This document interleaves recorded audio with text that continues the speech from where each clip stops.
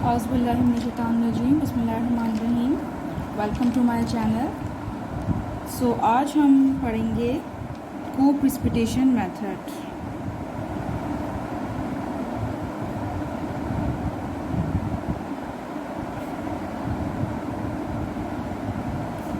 और टेक्निक, क्योंकि ये एक टेक्निक है। सो को प्रिसिपिटेशन मेथड क्या होता है? प्रिसिपिटेशन तो आपको पता होगा। प्रिसिपिटेशन कहते हैं कि कतरों को, ठीक है, यानी कि बारिश जो होती है तो हम चेक करते हैं नाइट पे कि प्रिसिपिटेशन है या नहीं, ठीक है, यानी कि बारिश हो रही है या नहीं। सो प्रिसिपिटेशन मेथड क्या होता है कि रिएक्शंस, वो रिएक्शन जो कि केमिकल रिएक्शन के अंडर हों, ठीक है। अब ये रिएक्शन क्या होता है, बिल्कुल साइमल्टेनियसली होता है। रिएक्शंस इन्वॉल्व दी साइमल्टेनियसली, यानी फौरन से अकरेंस होता है, फौरन से होता है simultaneously occurrence of nucleation,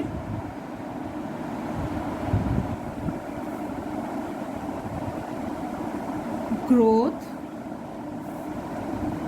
कॉजनिंग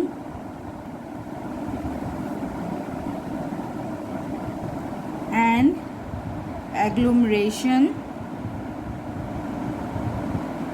process. So coprecipitation में क्या होता है? अच्छा, को प्रिसिपिटेशन से को समझने से पहले आप ये समझिए कि जब को प्रिसिपिटेशन हम करते हैं तो उससे हमें क्या मिलता है? नैनो पार्टिकल मिलते हैं। क्या मिलते हैं? Nano particles.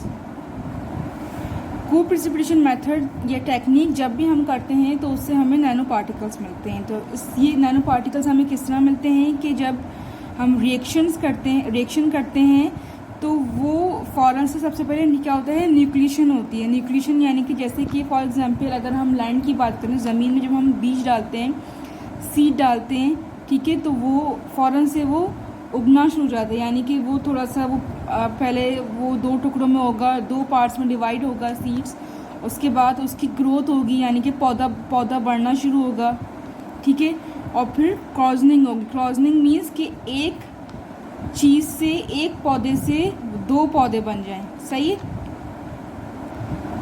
यानी कि एक शाख में से एक पत्ता तो नहीं निकलता, 2 से 4 पत्ते निकलते हैं, फिर वो 2 से 4 और मज़ीद आगे बढ़ाते हैं, वो 16 जाते हैं, 16 से 32 हो जाएंगे, तो वो रिएक्शंस यानी कि वो बढ़ रहे हैं। क्रॉसिंग यानी वो मल्टीप्लाई हो रहे हैं, ठीक है, मल्टीप्लाई हो रहे हैं कोई चीज़।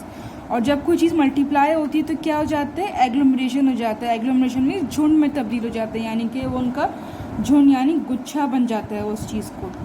तो को प्रिसिपिटेशन भी यही करता है कि जब कोई भी हम केमिकल रिएक्शन करते हैं तो फ़ौरन से साइमल्टेनियसली न्यूक्लिएशन होती है, यानी कि वो उसका एक बेस बन जाता है, एक सीड। समझे, हमने जब केमिकल डाला तो एक सीड बन गया वो, ठीक है, दूसरे केमिकल में। फिर उसकी ग्रोथ हुई और ग्रोथ से क्रोजनिंग हुई, क्रोजनिंग से यानी क्रोजनिंग मल्टीप्लाई हुए और फिर वो एग्लोमरेशन प्रोसेस हो गया, ठीक है। अब इस एग्लोमरेशन की कुछ मेन स्टेप्स हैं, मैं आपको बताऊंगी कि प्रिसिपिटेशन मेथड किस तरह से करते हैं, लेकिन पहले आप उसके मेन स्टेप्स या मेन कैरेक्टरिस्टिक्स आप देख लें को प्रिसिपिटेशन के।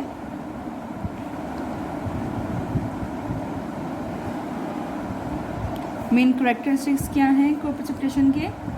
कि जो भी हम प्रोडक्ट्स लेंगे, यानी कि 2 प्रोडक्ट्स लेंगे, एक बेस प्रोडक्ट्स होगी, फॉर एग्जांपल हमने मैग्नीशियम लिया और जिंक लिया, जिंक को मिक्स किया एक रेशो में, एक परसेंटेज में, और फिर उसके बाद जो चीज़ प्रिसिपिटेशन बनाएगी, जो प्रोडक्ट, जो केमिकल प्रिसिपिटेशन बनाएगा, ठीक है, तो प्रोडक्ट हमें क्या करना है? हमने जो लास्ट प्रोडक्ट डालनी है जिससे प्रिसिपिटेशन बनेंगे, वो प्रोडक्ट इनसॉल्यूबल हो सॉल्यूशन में, और वो लीड करे, which lead to supersaturation. Supersaturation तो आपको पता होगी, सुपर सैचुरेशन कहते हैं वो चीज़ के यानी कि सॉल्यूशन डिज़ोल्व होना ख़त्म हो जाए और वो एक दाने या पार्टिकल हमें नज़र आए सॉल्यूशन के अंदर। जैसे कि सुपर सैचुरेशन हमने स्कूल में, कॉलेज में पढ़ा था कि पानी में इतनी शक्कर या नमक डालो कि वो एक टाइम तक वो उसमें डिज़ोल्व हो यानी हल हो, उसके बाद वो अपनी लिमिट ख़त्म कर दे, ठीक है। तो वो क्या हो जाता है, सुपर सैचुरेशन हो जाता है। या फिर उसको इतना, और फिर उसके बाद एक प्रोसेस और भी होता है कि उसके हम फ्लेम पे रखें और फिर उसे डिज़ोल्व करें, तो वो भी कुछ हद तक लिमिट होती है। तो यानी कि इतना हम डिज़ोल्व करें कि सुपर सैचुरेशन हो। तो को प्रिसिपिटेशन जब मेथड हम जब भी करते हैं तो हम उसको हीट के ऊपर रख के करते हैं। ऑलमोस्ट 50 डिग्री सेंटीग्रेड तो हमें देना है कि वो सैचुरेट होते रहें पार्टिकल, ठीक है। तो एक मेन कैरेक्टरिस्टिक तो ये है कि वो सुपर सैचुरेटेड हो जाए और इनसॉल्युबल हो सॉल्यूशन के अंदर। इसका जो मेन स्टेप है वो है न्यूक्लिएशन। न्यूक्लिएशन का मैंने आपको बताया कि उसका यानी कि वो ग्रोथ होना स्टार्ट हो जाए। न्यूक्लिएशन यानी इसका सीड आ जाए। न्यूक्लिएशन इज अ की स्टेप।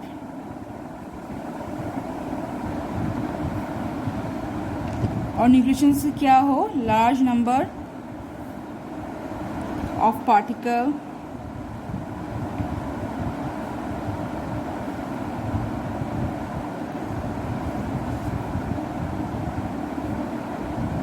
will be formed।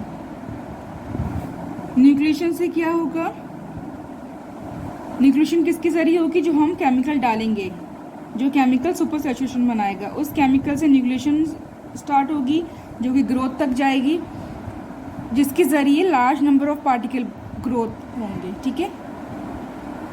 उसके बाद ही एक सेकेंडरी फेज है, यानी कि ये तो हो गया प्रिसिपिटेशन बन गए, केमिकल नैनो पार्टिकल अभी नहीं बना, अभी से प्रिसिपिटेशन बना है, ठीक है।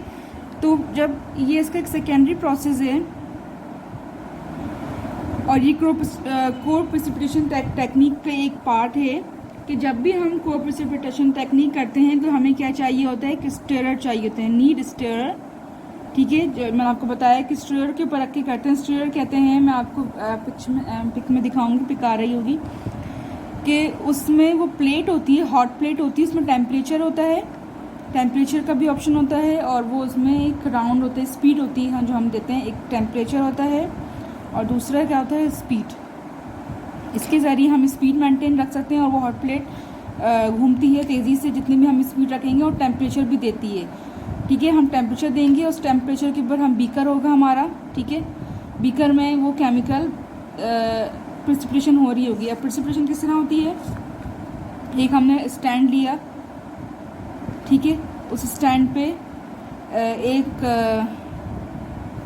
रॉड दिया, हम चाहे तो मैनुअली भी कर सकते हैं, मैनुअली यानी कि ड्रॉप वाइज हम कर सकते हैं, हम खुद ड्रॉपर से हम डाल सकते हैं, और इस ड्रॉपर से मुसलसल लिक्विड ड्रॉप्स आ रहे हों, ठीक है। यहाँ पे ये केमिकल, फॉर एग्जांपल, अब केमिकल्स कौन कौन से होते हैं वो भी मैं आपको बताती हूँ अभी। और ये बीकर के अंदर जा रहे हैं, ठीक है। यहाँ पे स्टेरर है, ये स्टेरर के ऊपर रखा हुआ है,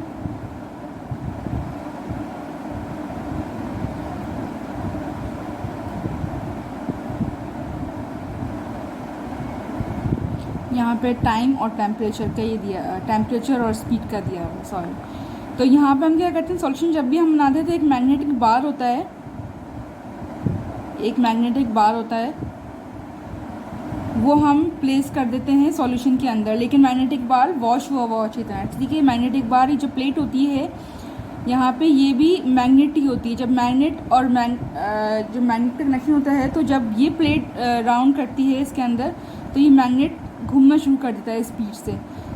जब मैग्नेट घूमता है, सॉल्यूशन जो अंदर वाला सॉल्यूशन है वो भी मूव करता है, घूमना शुरू कर देता है, सही है। और फिर जब वो पार्टिकल जो प्रिसिपिटेट बना रहे हैं, जब वो ड्रॉप वाइज डलते हैं इसके अंदर, ठीक है, वक्त के साथ, यानी कि प्रिसिपिटेशन ज़रूरी नहीं है कि फ़ौरन हो जाए, फ़ौरन नहीं होती, मतलब कि एक साथ नहीं होती, इसमें टाइम लगता है। 3 आवर्स तक ड्रॉप वाइज धीरे जाएगा। अगर 50 ml हमने सॉल्यूशन इसके अंदर फिल किया है, तो ये 2 या 3 घंटे में हमें इसके अंदर डालना है 50 ml स्लो, जिस तरह ड्रिप चढ़ती है इसी तरह से हमें बहुत स्लो इसका प्रोसेस करना है, तो प्रिसिपिटेशन अच्छे बनते हैं। और ये प्रोसेस बहुत इम्पॉर्टेंट है हमारा। इससे क्या होता है कि ये हमारी मॉर्फोलॉजी पे डिपेंड करता है।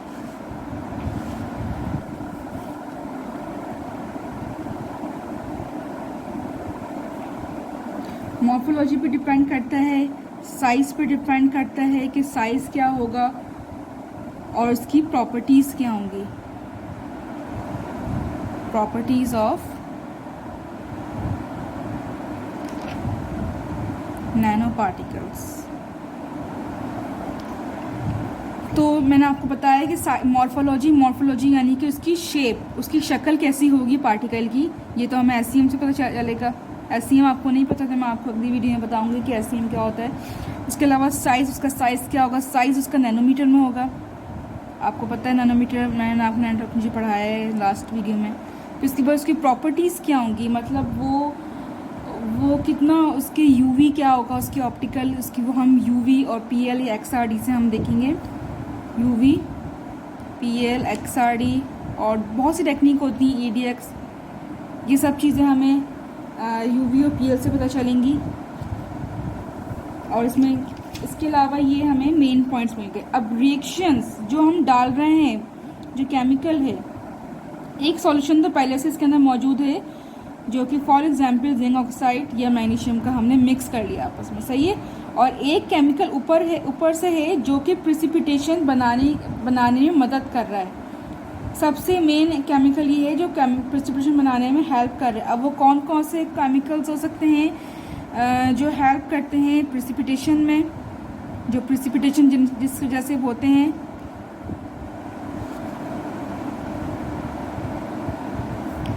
वो केमिकल्स हैं, फॉर एग्जांपल बहुत सारे हैं, लेकिन कुछ ये हैं HCl, ठीक है। उसके बाद सल्फ्यूरिक एसिड भी होता है, H2SO4। इसके अलावा नाइट्रिक एसिड भी होता है, HNO3। Acidic acid,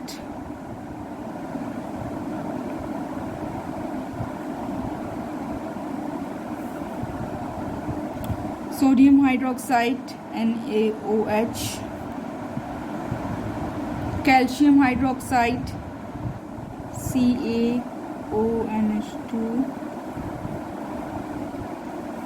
ammonia.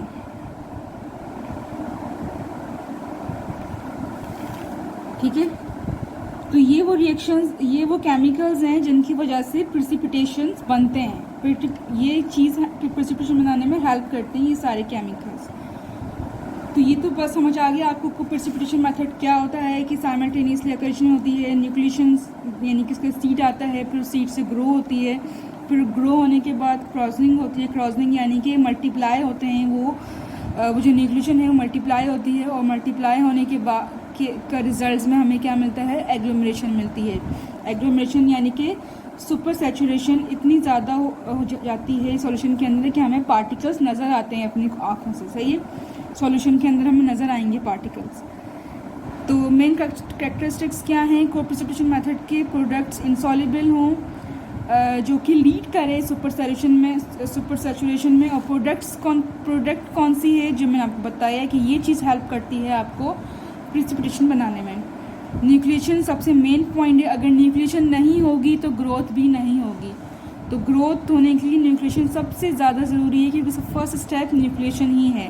So nucleation is the key step which help to make the number of particles, जो हेल्प करते हैं पार्टिकल्स को बनाने में, एग्लोमरेशन प्रोसेस होने में, क्रॉसनिंग होने में हेल्प करते हैं, ग्रोथ होने में हेल्प करते हैं, ठीक है।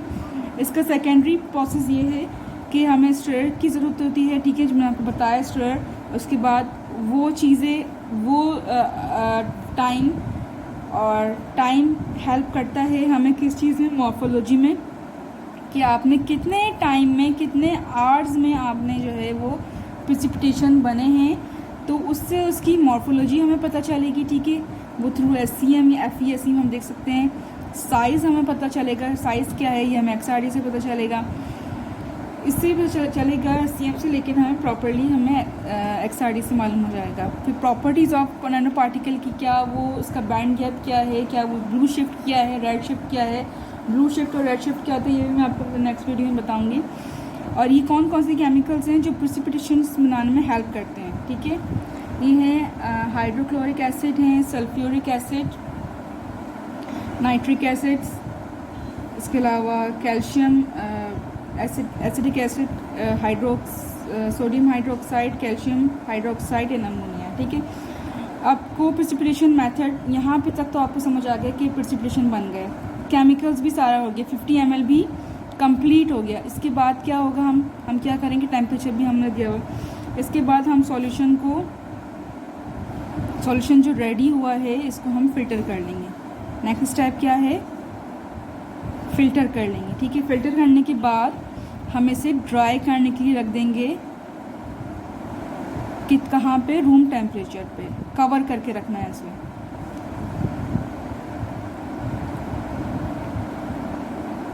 रूम टेम्परेचर पे हमने रखा है इसे।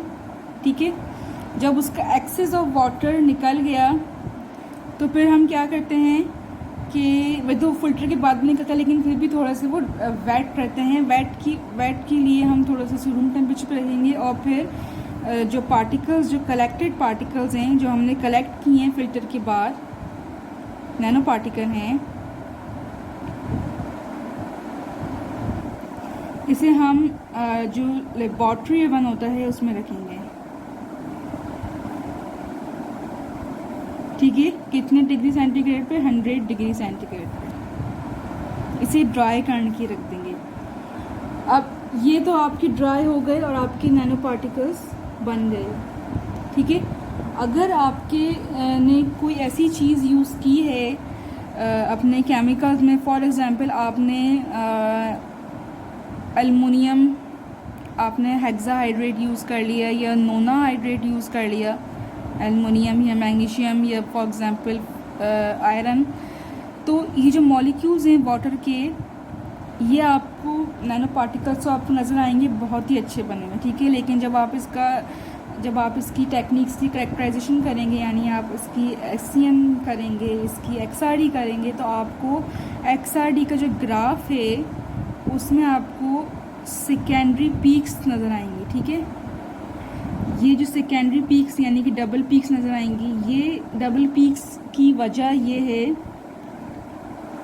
डबल पीक्स की जो रीज़न ये है कि ये नैनो जो 6 हाइड्रो मॉलिक्यूल्स हैं और ये नैनो या ट्राई, ये जो है पार्टिकल के अंदर रह जाते हैं और फिर ये रिमूव नहीं होते, ये ब्रेक डाउन नहीं होते, 100 डिग्री पर ब्रेक डाउन नहीं होंगे। तो इसके लिए हम क्या करेंगे, इस चीज़ को ख़त्म करने के लिए, इन वाटर मॉलिक्यूल्स को ख़त्म करने के लिए हम क्या करेंगे, हमारा नेक्स्ट प्रोसेस क्या है, अनीलिंग पे मैं एक वीडियो करूँगी, आपको उसमें बताऊँगी, लेकिन फ़िलहाल आप बस यहीं तक समझ लें कि ये नैनो पार्टिकल्स हमें कलेक्ट हो गए और हमें नैनो पार्टिकल्स मिल गए थ्रू को प्रिसिपिटेशन टेक्निक। तो मुझे उम्मीद है कि आपको समझ आ गई होगी। वीडियो थोड़ी लंबी हो चुकी है इसलिए मैं आपको अनीलिंग प्रोसेस अभी नहीं बता रही। इस वाटर मॉलिक्यूल्स को रिमूव करने के लिए हमें अनीलिंग करनी है और ये प्रोसेस मैं आपको बाद में बताऊंगी। जब तक के लिए मुझे दीजिए इजाज़त। अल्लाह हाफ़िज़।